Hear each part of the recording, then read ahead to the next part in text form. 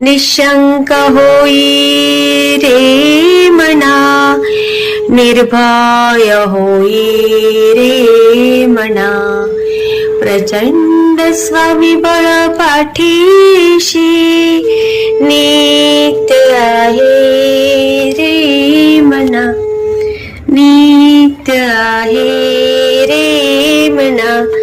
जय शिवदत्त श्री स्वामी समर्थ महाराज की. Hello. Hello. हा, हा आवाज श्री येतोय? हो हो हो हा, येतोय श्री छान. स्वामी. मग मी ना आमच्या इथून निघाले, मग तेवढ्यात एक गल्ली पास करून निघाले 5 मिनिटं अंतरावर. तेवढ्या ताईंचा फोन आला की ताई अर्धा तास लेट गाडी येणार आहे. हा तर मी तर म्हंटले मी इथून तर निघाले आणि आम्हाला कुशावरतीवरती आंघोळ करायचे होते. मग मस्त अजून एक साडी वगैरे आम्ही म्हटलं तिथेच ते आंघोळ केलेल्या वस्त्रावरती तिथेच साडी सोडायची एक असं आम्ही ठरवलेलं होतं. हा मग तसं मग आम्ही एक्स्ट्रा घेऊन चालेल.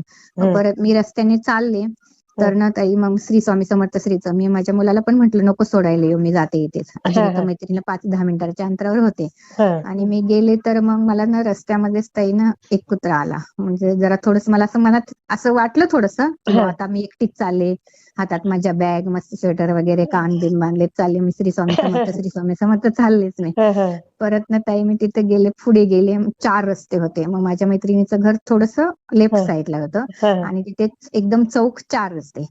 दुसरा कुत्रा आला, तिसरा आला अरे आणि बापरे. मला गोल फेरे मारले आणि गेले ते. म्हणजे काहीच म्हणजे माझ्यावर हो. भुकले नाही, काहीच नाही अरे ताई. वा. आणि म्हणजे गेले मग स्वामींनी मी सांगितलं मी आहे. हा आणि मग मी माझ्या मैत्रिणीच्या घरी गेले तर म्हटलं अहो अर्धा तास गाडी लेट येणार आहे, आपण स्टॉपला अर्ध्या तासाने जाऊ. मग त्या म्हटल्या बसा ताई. तर मी म्हटलं नाही मला पुढची द्या, मी तोपर्यंत माझे स्वामी चरित्र वाचते ना रोज आपल्या 3 अध्याय. तर म्हणलं त्या ताईंचा फोन येईपर्यंत मग त्या म्हटल्या थांबा मी पण तोपर्यंत चपात्या करून घेते. मग मी खुर्चीवर बसले, त्यांनी आपल्या चपात्या वगैरे केला. मग तोपर्यंत माझे मग 7 अध्याय झाले. म्हटलं आता 3 तर रोजची सेवा झाली, जाऊ दे जोपर्यंत त्यांचा फोन येत नाही तोपर्यंत आपण वाचूया. बरोबर. मला काही त्यावेळेस एवढं काही लक्षात नाही आलं ताई की मला स्वामींनी दर्शन दिलं साक्षात हे झालं. आणि मग मी नंतर ना परत तिकडून आम्ही आलो वगैरे सगळं झालं आणि मग आमच्या केंद्रात काका आहेत, ते प्रश्नोत्तर वगैरे एक दादा पण आहे. तर त्या काकांना म्हंटल काका असं असं झालं काल आम्ही जाताना. तर म्हणजे दादा साक्षात तुला दत्त महाराजांनी दर्शन दिलं आणि तेच आणि अजून काय पाहिजे तुला. अगदी बरोबर. असं. आणि आता कालच मुलींनी मग गुरुचरित्र गेल्या पारायण गुरुपीठला जाऊन आल्या मग? हो गुरुपीठावरती जाऊन आलो. आणि मग तिकडे आम्ही कुशावतवरती आंघोळ झाली, मिटिंगला झालं. अरे वा. आता उद्या मिटिंग आहे तर चला म्हणतात, पण मी म्हंटल नाही मला ना 1-2 तारखेला इकडे जायचंय. म्हणून त्या मैत्रिणीला खूप म्हणजे कसं आमचं ते पंच कमिटी वगैरे बनवली ना, म्हणजे कार्यक्रम वगैरे असले ना केंद्रात की सगळं आम्हाला जावं लागतं. अगदी 4 वाजल्यापासून जायचं, सगळं साफसफाई तयारी वगैरे करायची. नैवेद्य कोणाला सांगितलंय, नैवेद्याचे ताट भरणं, सगळं आरतीची तयारी वगैरे हे ते सगळं असं करावं लागतं. आम्ही 10-15 जणी असं म्हणजे लवकर जातो. 4 वाजता जायचं ते संध्याकाळी 9 वाजेपर्यंत म्हणजे सगळं आवरूनच यायचं. हो. असं करतं. आणि आता मुलींनी लावलंय गुरुचरित्र. तर कालच ना गुरुवार होता, तर मी यांना म्हटलं अहो चपाती म्हणजे इथे कसं होतं माहितीये का, इथे ठाण्यापाशी गाय आहेत जवळपास, पण काय ते लोक ना घेतच नाहीत चपाती वगैरे. म्हणजे ते काय म्हणतात आमच्याकडचाच चारा घ्या आणि आम्हालाच द्या. तो बिझनेस झालाय त्यांचा. ते तसं. पण मी म्हणते नाही आपल्या घरचं खाल्लं पाहिजे ना, तेव्हाच अगदी आपले जरा बरोबर आहे. पितृदोष वगैरे ते जातील ना, असं हो आम्हाला सांगते. खरंय.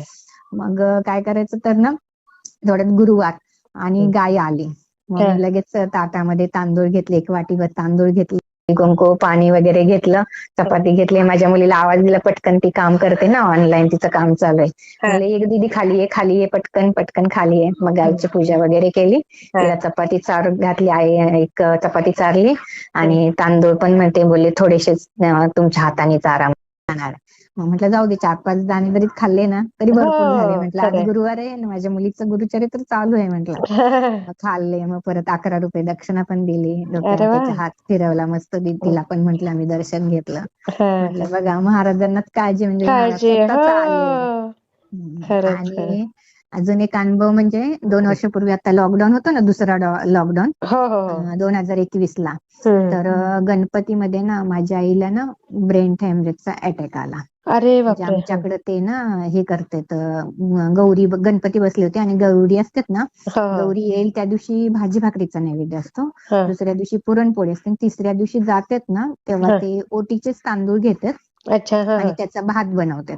हो. आणि त्याच्यात फुलोरा वगैरे असतो ना, तर माहिती 5 आहे. हो. सुवासिनीला 7 सुवासिनीला बोलवतात हां. आणि ते दोरे म्हणजे ते गाठी देतात हां, आणि हां. मग तो ओट्यामध्ये घ्यायचा असतं असं पान. पण अच्छा. माझ्या आईला काय माहिती काय असं अचानक होत होतं हं, आणि मग अचानक होत होतं तेव्हा मग ते असं हे करायला लागली. ती हं, स्वतःच एकटी गॅसकडे जायची, भात ठेवलेलं होतं, यायची जायची यायची जायची. हं. तिथंच तिला म्हणजे तिला काय होत होतं ते असं कळतच नव्हतं. हां, हां. तर मग मी म्हंटल की असं काय होते, असं तिला काय होते. मग ती 2-2 3-3 वेळा शब्द बोलत होती. हां, हां. तर मग काय समजतच नव्हतं.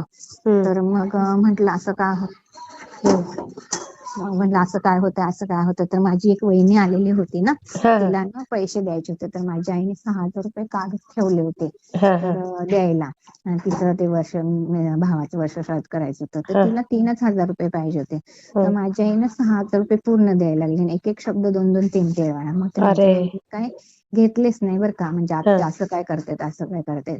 हां, आणि हां. परत या रूम मधून त्या रूम मध्ये, त्या रूम मधून ह्या रूम आई मध्ये गं! जायचे वगैरे असं हं. करत होते. म्हणजे तिला ते असं होत असेल ना तो प्रकार, काहीतरी त्रास होत असेल. त्याच्यामुळे. हं. हा, त्याच्यामुळं. मग ती माझी तोपर्यंत माझा भाऊ आला. मग तिला डॉक्टर म्हटले, अहो आत्या बघा असं कसं करतात काय करतात, मला 3,000 रुपये पाहिजे होते आणि एवढे देतात. म्हणजे तिला तिच्याच ह्याच्यात होते, तिला हो, कळतच नव्हतं. हो, हो, हो. हा, मग ते काही पैसे घेतले नाही माझ्या वहिनीने. हं, म्हटली भाऊजी हे घ्या पैसे आणि आत्यांना ना पटकन डॉक्टरकडे न्या. हं, मग ते डॉक्टरकडे घेऊन गेले, हं. तिथेच आपल्या साध्या डॉक्टरांकडे हां. गेले. तर तिचा बीपी खूप म्हणजे हे झाला होता, 300 वगैरे बीपी झाला होता. आणि बापरे! त्यांनी गोळ्या वगैरे दिल्या आणि म्हटले की तुम्ही मोठ्या हॉस्पिटलला घेऊन जा म्हणून. हां, हां, हां. मग ते आले आणि गोळ्या देणार. तेवढ्यात माझ्या छोटी बहीण तिथेच आहे जवळपास, हां, हां. टीचरच आहे. हं. तर तिचा सहजच फोन आला की आईनी ते गौरीचं केलंय का नाही केलंय का, असं हां, तसं हां, हां. असं करण्यासाठी आपला फोन केला. हं. तर तो फोन माझ्या आईनी पण घेतला नाही, माझ्या भावानी पण घेतला नाही. ते भावाच्या मुलांनी म्हणजे हॉस्पिटलमधून घेऊन आला होता त्यांनी हां, घेतला फोन. मग माझी बहीण म्हटली आई कुठे गेली, भाऊ कुठे गेला, तू का फोन घेतला.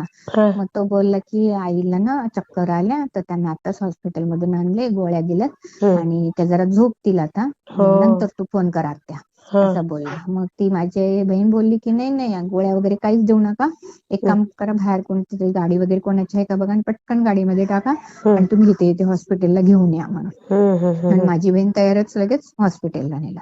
हां. मग नेलं की लगेच माझ्या आईला मग हॉस्पिटलला नेलं. तिथं सगळी तयारी वगैरे केली, हे हं, ते हं, सगळं हं. ECG वगैरे हे ते हां, सगळं हां, केलं. हां. मग तिचा हे 3-4 दिवस, तर 3 ते 4 दिवस ना ताई म्हणजे आम्हाला ओळखतच नव्हती, असं आई काहीच नव्हती. गं!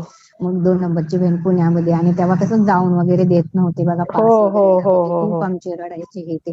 हां. मग मी काय केलं, आमच्या इथं त्यावेळेस प्रश्नोत्तर वगैरे पण इथं केंद्र नव्हतं भरत, काय हां, नव्हतं. हां, हां. मग आमच्या केंद्रातच असं दादाला एका विचारलं की म्हणजे आता गुरुपीठावर तेव्हा ना असं प्रश्नोत्तर होत होते हां, हां. फोनवरती, आता आपले कसे चालते हो, ग्रुप तसे हो, हो. असले ते दादा वगैरे देत तसं ते होतं. हां. म्हणजे ते कसं टाकलं होतं, पुणे विभाग वेगळा, हं, हं. पुणे सातारा वेगळ्या वगैरे असे त्या बरं, दादांचे बरं. हां. नंबर वगैरे.